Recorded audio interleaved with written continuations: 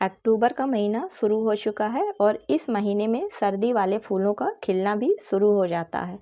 इस महीने में अगर गुलाब के पौधे को सही से न्यूट्रिशन दे दिया जाए तो फ्रेंड्स पूरे सीजन पौधे पर फूल आते रहते हैं और इसको पूरे सीजन फिर कोई भी सॉलिड फर्टिलाइज़र की ज़रूरत नहीं पड़ती है, सिर्फ समय समय पर लिक्विड फर्टिलाइज़र की ही ज़रूरत पड़ती है।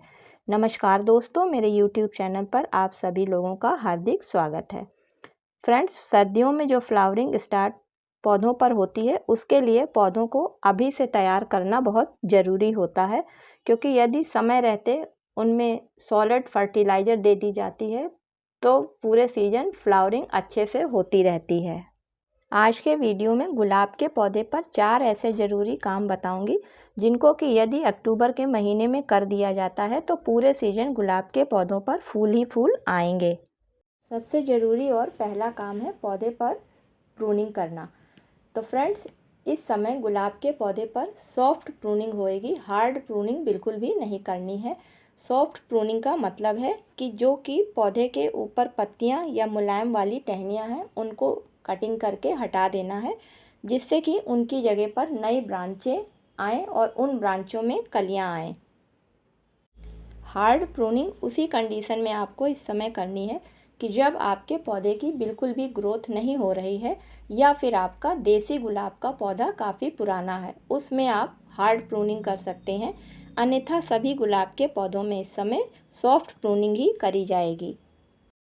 दूसरा ज़रूरी काम जो है वो है पौधे को सही तरीके से फर्टिलाइज़र देना, क्योंकि फ्रेंड्स अगर इस महीने में पौधे को सही से फर्टिलाइज़र हम लोग दे देंगे तो पौधा पूरे सीजन फूल देता रहेगा। तो उसके लिए पौधे के ऊपर के हिस्से की मिट्टी निकालनी होएगी और जड़ के पास का हिस्सा छोड़कर तब तक धीरे धीरे वहाँ से मिट्टी हटानी है जब तक कि छोटी छोटी उसकी रूट्स ना दिखने लगें।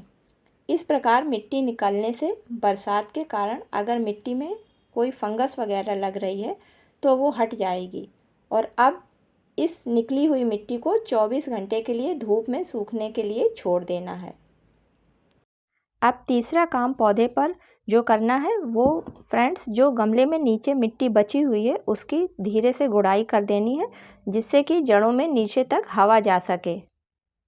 अब जो गमले से मिट्टी निकाली थी वो अच्छे से सूख चुकी है और इस सूखी हुई मिट्टी में अपने पौधे की एज के अनुसार उसमें या तो अच्छी क्वालिटी की कोई वर्मी कंपोस्ट खाद हो वो, या फिर आपके पास गोबर की खाद हो, उसको मिलाना है।